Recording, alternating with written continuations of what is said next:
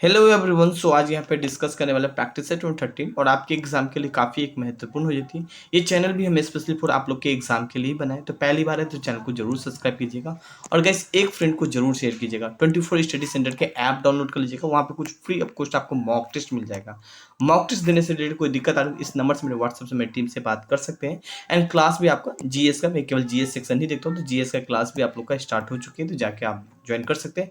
ना कि सिर्फ इसी एग्जाम के लिए, एक बार जीएस के क्लास ज्वाइन कर लीजिए गाइस, तो आप लोग को है ना इनके अलावा भी कोई अदर एग्जाम देते हैं तो वहाँ भी काम आ जाएगा। पीडीएफ हम टेलीग्राम पे शेयर कर देंगे, डिस्क्रिप्शन में लिंक होगा टेलीग्राम पे, तो वहाँ पे ज्वाइन हो जाएगा। पहला क्वेश्चन देखिए, क्वेश्चन काफी अच्छा है गाइस। पहला क्वेश्चन, मौलिक कर्तव्य किस वर्ष संविधान में जोड़ा गया था? 1972 में जोड़ा गया था, 1976 में जोड़ा गया था, 1978 में जोड़ा गया था, या 1975 में जोड़ा गया था?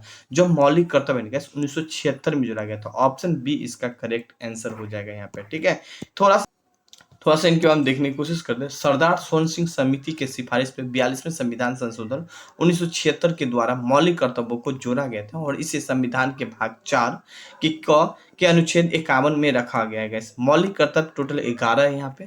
जैसे कि बात करें संविधान का पालन करना, ठीक है, ये सारे मौलिक कर्तव्य का ही एक पार्ट माना जाता है। तो इस पॉइंट को हाईलाइट कीजिएगा, काफी एक महत्वपूर्ण पॉइंट है। 1976 को हाईलाइट कीजिएगा भाग 4 में, अनुच्छेद 51 में। तो ये सारे बात टोटल मौलिक कर्तव्यों की संख्या 11 है, तो ये सारे बातों को अपने अकॉर्डिंग आप हाईलाइट कीजिए, काफी एक महत्वपूर्ण पॉइंट हो जाती है और यहाँ से क्वेश्चन कई बार घुमा के पूछा जाता है जब ये। ठीक है ना, क्वेश्चन यहाँ पे हम लोग बात करें टू क्वेश्चन है, मौलिक अधिकारों को संविधान के किस भाग में वर्णित किया गया है? भाग 3 में, भाग 4 में, भाग 5 में, भाग 2 में? आंसर हो जाएगा इस भाग 3 में जोड़ा गया है। ऑप्शन ए इसका करेक्ट आंसर हो जाएगा। थोड़ा सा अगर इनके बाद देखने की कोशिश करें यहाँ पे, तो संविधान के भाग 3 में इसका वर्णन किया गया है। भारत के संविधान के अनुच्छेद 12 से लेकर 35 में मौलिक अधिकारों का वर्णन किया गया है। मूल संविधान में मौलिक अधिकारों की संख्या कितना गए? 7 है यहाँ पे। इनके अलावा और बात करने वाले हैं, 44वें संविधान संशोधन 1978 के तहत संपत्ति का जो अधिकार है उन्हें हटा दिया गया और संविधान के अनुच्छेद 300 ए के अंतर्गत वैधानिक अधिकार कर दिया गया। मौलिक अधिकारों का संशोधन हो सकता है संसद के द्वारा, हो सकता है गैस, और मूल अधिकार का निलंबित किया जा सकता है राष्ट्रपति के द्वारा। मूल अधिकारों का संरक्षण सर्वोच्च न्यायालय करता है। सर्वोच्च न्यायालय मतलब सुप्रीम कोर्ट करता है गैस यहाँ पे। ठीक है, अब देखिए मैंने जितना भी पॉइंट यहाँ पे मेंशन किया ना, सारे के सारे एक महत्वपूर्ण, कोई फिजूल का बात यहाँ पे हम मेंशन नहीं करते, सारे फैक्ट होता है और आपके एग्जाम के लिए काफी एक महत्वपूर्ण होता है गैस। तो इसीलिए मैं बोलता हूँ प्लीज एक ग्रुप में या एक फ्रेंड को आप लोग जरूर शेयर कीजिए। हम इतना मेहनत से डिजाइन करते हैं, रिक्वेस्ट एक ही है, एक फ्रेंड को शेयर कीजिए। पहली बार है तो चैनल को जरूर सब्सक्राइब कीजिए। एंड क्वेश्चन 3 यहाँ पे बात करने वाले, भारत का सबसे छोटा राष्ट्रीय उद्यान कौन सा है? साउथ बटन राष्ट्रीय उद्यान है, जिम कॉर्बेट नेशनल पार्क है, सुंदरवन है, या महात्मा गांधी? हालांकि ये महात्मा गांधी अंडमान निकोबार में है। सुंदरवन कहाँ पे गैस? वेस्ट बंगाल में है। जिम कॉर्बेट कहाँ पे गैस? यूके, मतलब कहाँ पे गैस? उत्तराखंड में। और साउथ बटन राष्ट्रीय उद्यान कहाँ पे gas? Option A correct answer हो जाएगा, छोटा राष्ट्रीय उद्यान है गैस यहाँ पे। हालांकि हम साउथ बटन के बारे में यहाँ पे मेंशन भी किए, जो कि यहाँ पे आप देख सकते हैं। भारत का सबसे छोटा राष्ट्रीय उद्यान साउथ बटन राष्ट्रीय उद्यान है, जिसका क्षेत्रफल भारत के 0.03 वर्ग किलोमीटर फैला है। यह राष्ट्रीय उद्यान भारत के केंद्र शासित प्रदेश अंडमान और निकोबार द्वीपों के समूह में स्थित है यहाँ पे। ठीक है, देख रहे हैं ना, तो काफी एक महत्वपूर्ण पॉइंट यहाँ पे, जितने भी पॉइंट मेंशन करता हूँ सारे के सारे काफी महत्वपूर्ण होता है गाइस यहाँ पे आपके एग्जाम के लिए। मैं क्वेश्चन भले ही बहुत ही कम देता हूं, बट जितना ही क्वेश्चन कवर कराता हूं सारे महत्वपूर्ण होता है। बल को कहते हैं, टेक्निकल स्टूडेंट है तो मुझे नहीं लगता कि इनके बारे में आप लोग को बताना होगा, तो आपको पता ही होगा। फोर्स बराबर होता है एम ए होता है यहाँ पे। ठीक है, और एम ए क्या होता है यहाँ पे? क्या मास होता है, और ए क्या होता है? एक्सीलरेशन होता है यहाँ पे। ठीक है, अब द्रव्यमान और विस्थापन, विस्थापन नहीं होगा, डिस्प्लेसमेंट नहीं होगा।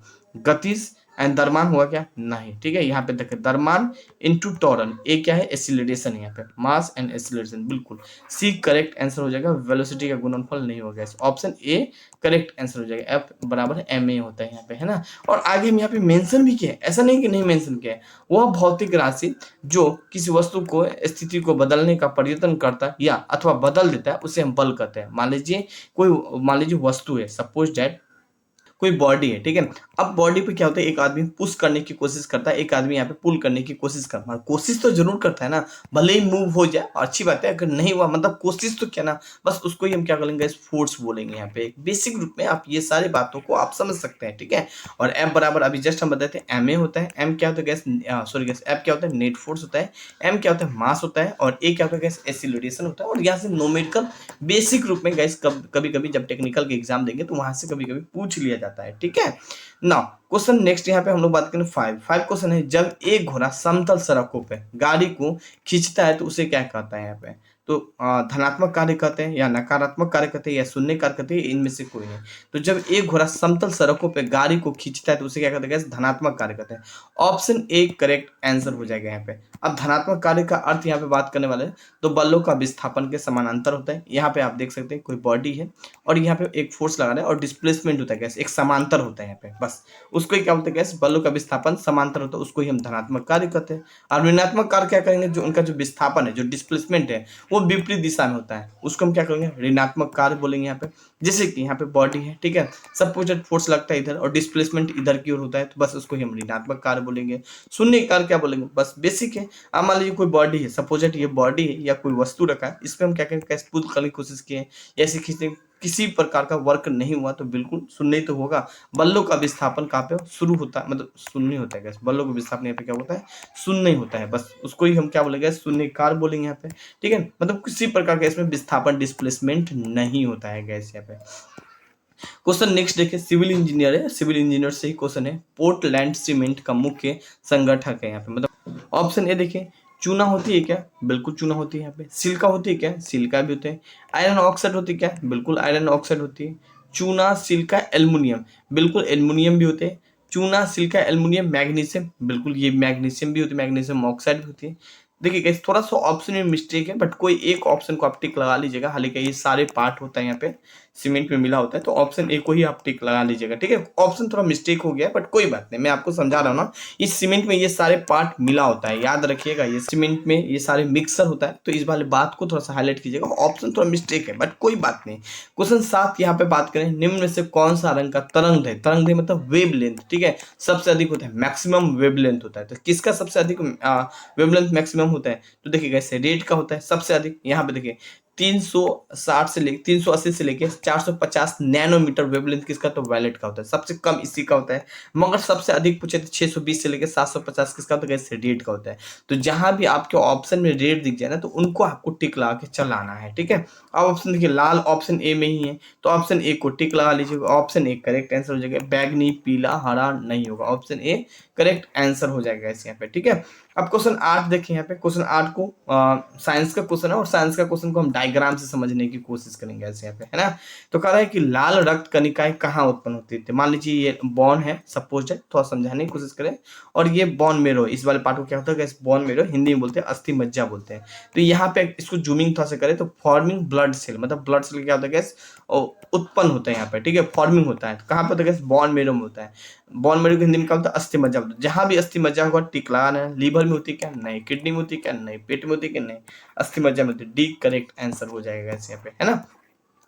क्वेश्चन 9 देखें, मछली की जो आकृति होती है, जो मछली का जो लीवर का तेल होता है, किस विटामिन में प्रचुर होता है यहाँ पे, तो विटामिन डी में होता है या विटामिन सी में होता है। गैस विटामिन जो डी है वो मछली के तेल में सबसे अधिक देखने को मिलता है। हालांकि जो सूर्य की किरण होती है वहां भी आपको विटामिन डी मिल जाती है। जो ठंडा के समय आप बोलते हैं ना कि चलो यार विटामिन डी लेते हैं, कहाँ पे, तो सूर्य के पास खड़ा होकर यहाँ पे, है ना। तो option A correct answer, option B, option C और ऑप्शन डी नहीं होगा गैस यहाँ पे। क्वेश्चन नेक्स्ट यहाँ पे बात करें 10 क्वेश्चन है, थार मरुस्थल कहाँ पे है, राजस्थान में है क्या। कई बार हम इस क्वेश्चन को कवर करा चुके हैं। जो थार मरुस्थल है वो राजस्थान में, ऑप्शन ए करेक्ट आंसर हो जाएगा।